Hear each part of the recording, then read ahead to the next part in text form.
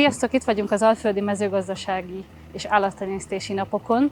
Szeretném bemutatni nektek Kosztolányi Zsolt, Kosztolányi Transz ügyvezetőigazgatóját. Üdvözlök mindenkit! Hány kamion van nálatok a flottában? Konkrétan úgy néz ki, hogy a telephelyen Hódmezővásárhelyen helyezkedik el, és 55 kamionnal dolgozunk. Ezen kívül vannak még szólót elraktunk, illetve furgonunk is van. Bemutatnád röviden akkor a céget, hogy mivel is foglalkoztok pontosan?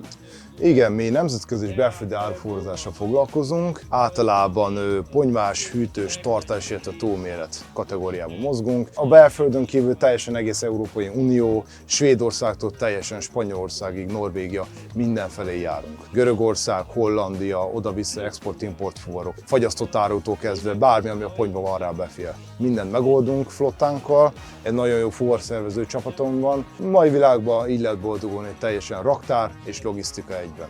Igazából már kezdetek óta megvan a bizalom és a kapcsolat a bolt is a ti cégetek között, hiszen egy helyen van a telephely, egy utcába a boltunkkal, és akkor sokszor átjöttök termékekért. Mi ez a fő kategória, hogy miket is szoktatok így tőlünk vásárolni? Igen. Elsősorban, ami itt a kamionon is látható alól, különböző LED világításokat, illetve ami döntő mérv, az pedig a tisztántartószerek, tisztítószerek és különböző árurögzítéstől kezdve mindenféle. Igen, azt így látom, hogy nagyon igényesek vagytok a kamionjaitokra, tényleg a sofőreitek nem panaszkodhatnak. Műbőr, ülésfuzatok, padlóbőr, kívül is tisztán tartva. Így van.